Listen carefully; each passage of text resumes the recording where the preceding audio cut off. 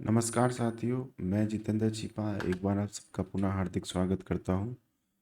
आज हमारी चर्चा का विषय रहेगा आरएससीआईटी के अंतर्गत कुछ चैप्टर दे रखे हैं। तो उन्हीं में से जो पहला चैप्टर है कंप्यूटर सिस्टम, सबसे बेसिक सा चैप्टर है। आज हम इसको कवर करेंगे और इसमें जो महत्वपूर्ण तथ्य रहेंगे, जो एग्ज़ाम के दृश्य से इम्पोर्टेंट रहेंगे, हम केवल उन्हीं को ही कवर करने की कोशिश करेंगे और इन डीप अपन नहीं जाएंगे, क्योंकि हमारा पहला उद्देश्य एग्ज़ाम को पास करना है, न कि ज्ञानी बनना। छोटा सा अनुरोध ये रहेगा आप सबसे कि अगर आप चैनल पर पहली बार आए हैं तो प्लीज़ आप इसे सब्सक्राइब ज़रूर कर लें।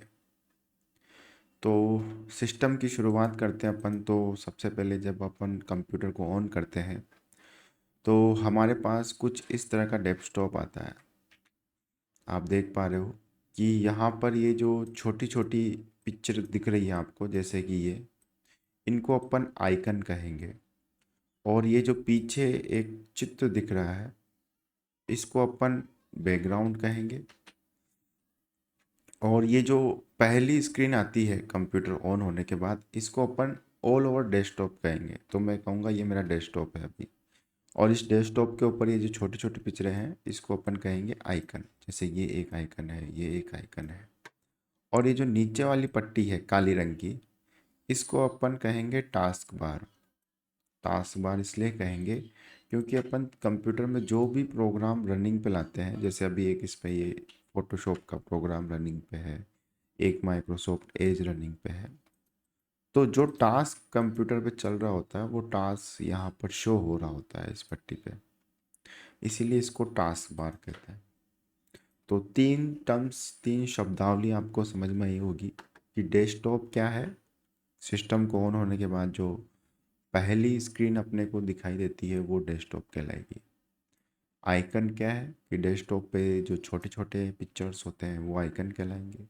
टास्क बार क्या है, तो डेस्कटॉप के सबसे नीचे वाली पट्टी या बार टास्क बार कहलाएगी।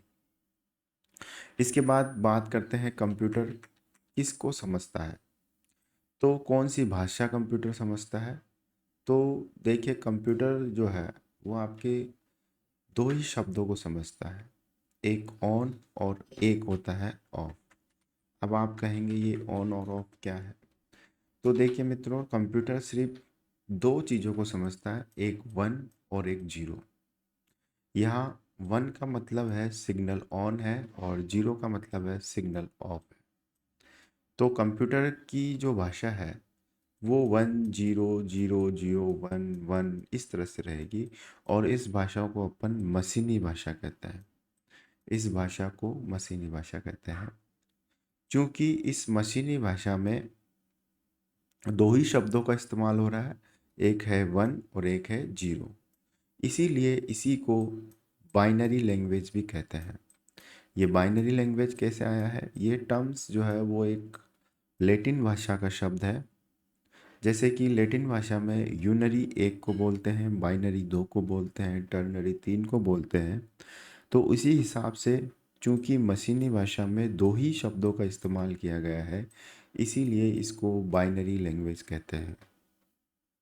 इसके अतिरिक्त इस आपको सिंपल सा ये ध्यान रखना है कि कंप्यूटर कौन सी भाषा समझता है। तो कंप्यूटर मशीनी भाषा समझता है। मशीनी भाषा में कितने अक्षर होते हैं, तो आप कहोगे दो। इसीलिए इस मशीनी भाषा का दूसरा नाम बाइनरी लैंग्वेज भी हो जाता है। यही चीज़ यहाँ पर दर्शाई गई है कि कंप्यूटर केवल विद्युत संकेतों जैसे ऑन और ऑफ को समझता है। और ऑन का मतलब सिग्नल ऑन और ऑफ का मतलब सिग्नल ऑफ होता है। इसीलिए इसको बाइनरी लैंग्वेज भी कहते हैं, बाइनरी सिग्नल भी कहते हैं। एक बेसिक सा क्वेश्चन बन जाता है, वैसे ये आरएससीआईटी की बुक में नहीं है, फिर भी आपको ये ध्यान रखना होगा कि कंप्यूटर का जनक, चूँकि आप कंपटीशन की तैयारी करेंगे तो इतना तो आपको पता होना चाहिए कि कौन है। तो आपका जवाब होगा कि चार्ल्स बेबेज कंप्यूटर का जनक है। ये हमारे सामने एक चार्ल्स बेबेज की फ़ोटो प्रदर्शित हो रही है। यही शख्स है चार्ल्स बेबेज और इन्हीं को कंप्यूटर का जनक कहते हैं। इसके बाद एक जॉन वॉन न्यूमैन ने एक आर्किटेक्चर दिया हुआ है। ये जो डायग्राम है, ये आर्किटेक्ट दिया है जॉन वॉन न्यूमन ने। उन्होंने कंप्यूटर के इंफ्रास्ट्रक्चर को समझाने की कोशिश करी थी कि ये कैसे काम करता है। तो इसको समझने से पहले हमें एक चीज़ को समझना और ज़रूरी है, जो कि है डाटा। डाटा क्या होता है? तो कंप्यूटर की भाषा में data is a raw fact. मैं आपको थोड़ा लिख देता हूँ।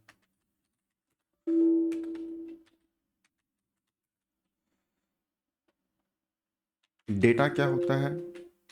Data is a raw fact.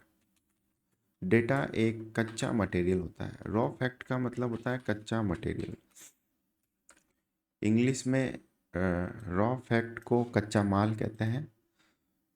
Hindi के अर्थ इसका कच्चा माल होता है। तो आप डेटा से मुराद ये मानिएगा कि डेटा एक रॉ फैक्ट है। आपको सीधा सीधा सवाल आएगा कि डेटा है, तो आपका जवाब आएगा रॉ फैक्ट। अब ये रॉ फैक्ट क्या होता है, इसको आप समझिएगा कि जैसे आप किसी भी मकान को बनाते हैं, तो उसको बनाने के लिए आपको बहुत सारी चीज़ें की ज़रूरत होती है।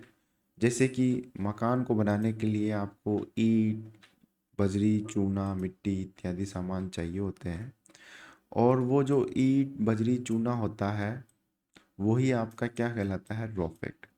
जैसे कि पत्थर्स वगैरह। और जब बाद में जा कर के ये एक मकान की सूरत ले लेता है काफ़ी मेहनत के बाद, तो वो ईंट, चूना, बजरी जो है वो अपने के लिए एक यूज़फुल चीज़ बन जाती है।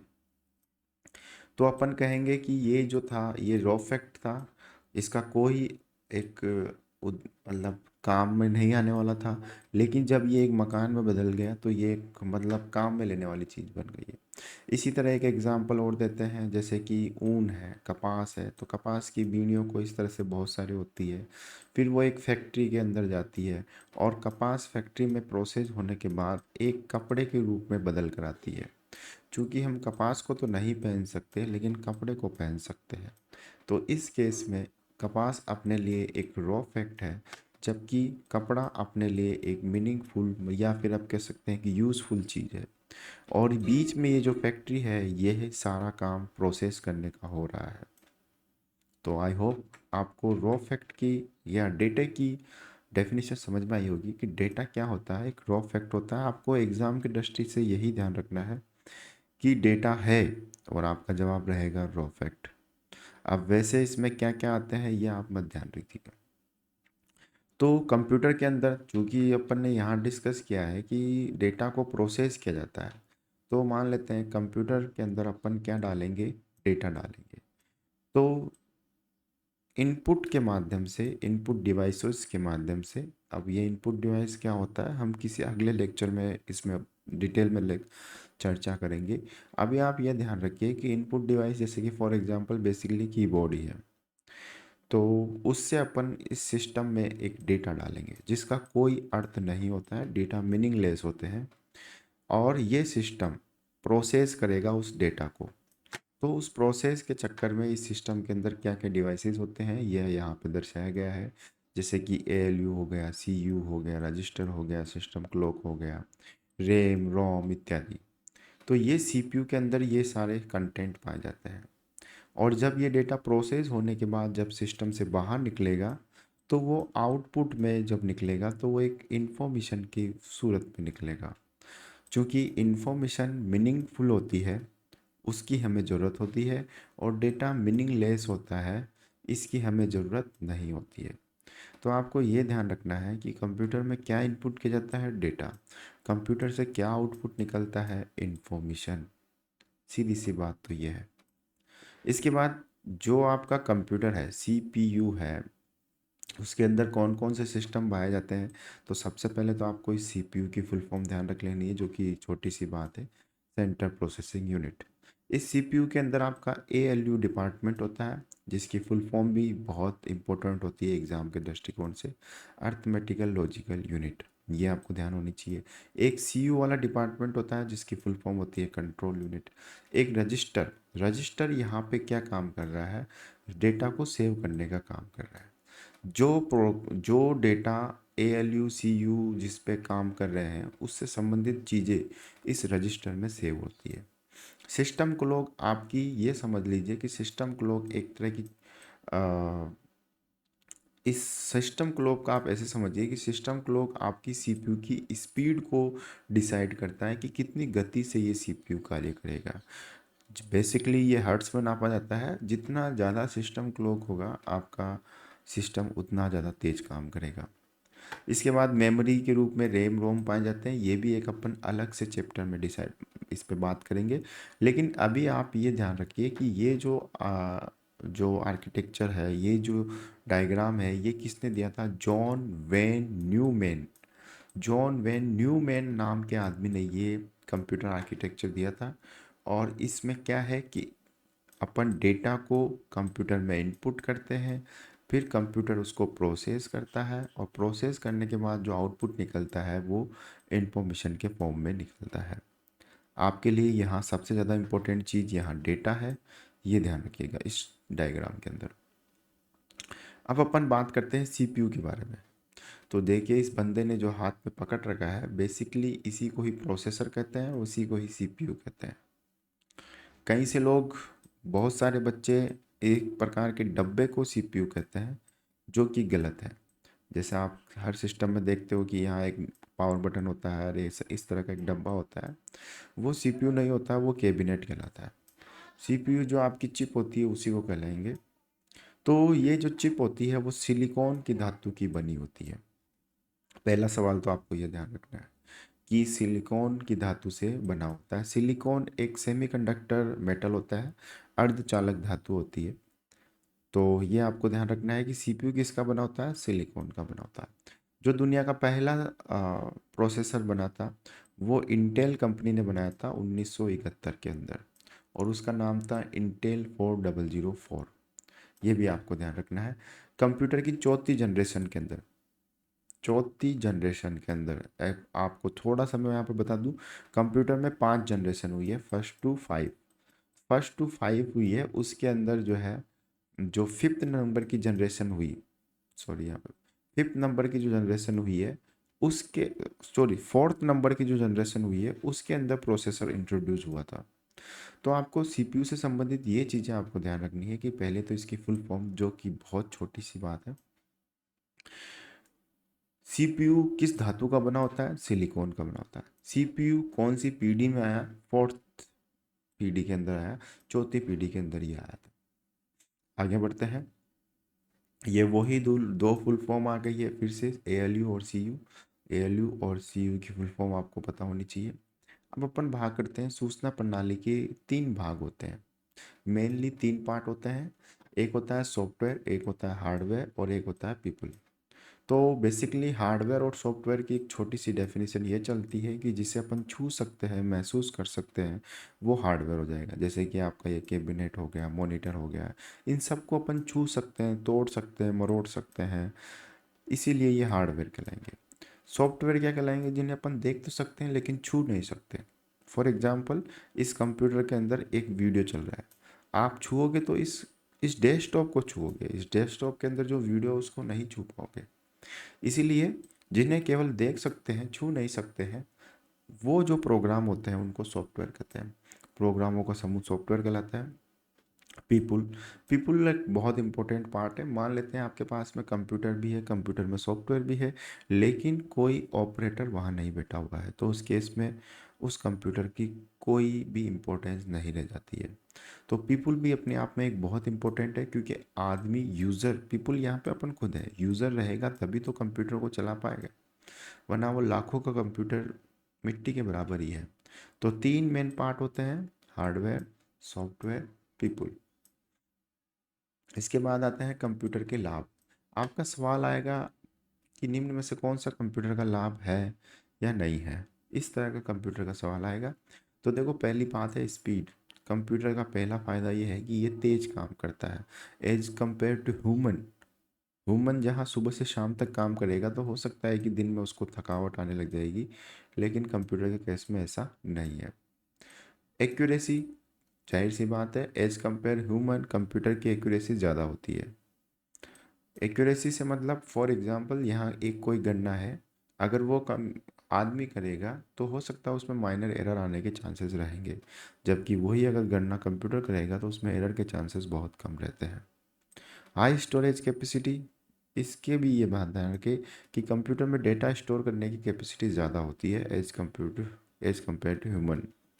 विविधता, डेलीजेंसी, कंप्यूटर एक से ज़्यादा काम कर सकता है, जैसे कि कंप्यूटर शिक्षा के क्षेत्र में भी है, कंप्यूटर चिकित्सा के क्षेत्र में भी है, कंप्यूटर पुलिस में भी है, कंप्यूटर एयरफोर्स में भी है, कंप्यूटर वैज्ञानिकता में भी है, कंप्यूटर हर जगह है। तो बहुत सारे काम कंप्यूटर करता है। परिश्रमशीलता, परिश्रमशीलता से मतलब यह है कि कंप्यूटर थकता नहीं है। कंप्यूटर बहुत सी आजकल ऐसी कंपनियां हो गई है जिसमें कंप्यूटर मशीनें जो है वो सुबह से शाम तक लगी रहती है, ना उसको लंच की ज़रूरत है ना सुबह ब्रेकफास्ट की ज़रूरत है। बस कंप्यूटर का बटन ऑन करो और वो काम करना शुरू कर देता है। तो ये सभी कंप्यूटर के लाभ हैं। इसके बाद है कंप्यूटर की कमी। कंप्यूटर में एकमात्र एक ही कमी पाई जाती है कि कंप्यूटर का कोई आईक्यू नहीं है। कंप्यूटर में बुद्धि का अभाव होता है। आईक्यू से मतलब यहाँ बुद्धि है, तो कंप्यूटर में बुद्धि नहीं होती है। फॉर एग्जाम्पल, एक आदमी अगर खड़ा है और एक कंप्यूटर अगर मतलब एक पास में एक कंप्यूटर है और एक आदमी है, तो आप देखोगे कि अगर मान लेते हैं कि एक आँख का गोला आदमी के पास आ रहा है तो आदमी अपनी गर्दन को झुका लेगा। वहीं आपका टेबल पे पड़ा कंप्यूटर वहीं का वहीं खड़ा रहेगा, वहीं का वहीं रहेगा और वो आग की चपेट में आ जाएगा। चूंकि आदमी में बुद्धि होती है, वो अपने विवेक से काम कर सकता है, लेकिन कंप्यूटर के पास ऐसा कुछ नहीं है। इसीलिए आईक्यू आईक्यू 0 से 150 तक होता है। जिसका आईक्यू 0 होता है उसको इडियट कहते हैं, और जिसका आईक्यू 140 से ऊपर होता है उसको जीनियस कहते हैं। जी फॉर जीनियस और आई फॉर इडियट। तो ये इडियट अगर आप गाली देते हो तो इसका मतलब उसका आईक्यू 0 से 10 के बीच में है। तो कंप्यूटर का आईक्यू 0 लेवल का होता है। इसमें कोई, अपन यूँ भी कह सकते हैं कि कंप्यूटर एक इडियट है, अगर मनोविज्ञान की भाषा में कहें तो। फिर आता है कंप्यूटर का उपयोग। तो बहुत जगह कंप्यूटर का उपयोग हो रहा है। घर में आप मनोरंजन के क्षेत्र में कर रहे हो, शिक्षा के क्षेत्र में कर रहे हो, कंप्यूटर का उपयोग व्यवसाय में कर रहे हो। इसी तरह रेलवे में, बैंक में, सब जगह कंप्यूटर का उपयोग आ रहा है। तो एमसीक्यू आधारित क्वेश्चन आएगा तो आपका जवाब हो जाएगा ऑल ऑफ दिस, उपरोक्त सभी। मान लेते हैं कि आपका क्वेश्चन आ रहा है निम्न में से कंप्यूटर का उपयोग किया जाता है, ऑप्शन ए बी सी और डी आएगा उपरोक्त सभी। तो हमेशा इस सवाल का जवाब उपरोक्त सभी ही आएगा। अब कुछ क्वेश्चन आपको प्रैक्टिस के लिए यहाँ दिए जा रहे हैं। जैसे कंप्यूटर के प्रोसेसिंग के चरण क्या है। तो सबसे पहला चरण है इनपुट, फिर प्रोसेसिंग और फिर आउटपुट। ये 3 मेजर चरण है। कंप्यूटर के कच्चे माल का तात्पर्य, कच्चा माल यहाँ मतलब रॉ मटेरियल, रॉ फैक्ट। तो रॉ फैक्ट किसको बोलते हैं, डेटा को बोलते हैं। और डेटा कंप्यूटर में जाकर इंफॉर्मेशन के रूप में बाहर निकलता है। सीपीयू के भाग होते हैं। तो सीपीयू के भाग एएलयू भी होता है, सीयू भी होता है, रजिस्टर भी होता है। तो इसका आंसर हो जाएगा ऑल ऑफ दिस। बहुत बहुत धन्यवाद, आपने संयम से एक वीडियो से देखा। आगे भी हम चर्चा करते रहेंगे। एक छोटी सी गुजारिश है कि आप चैनल को सब्सक्राइब जरूर कर दें।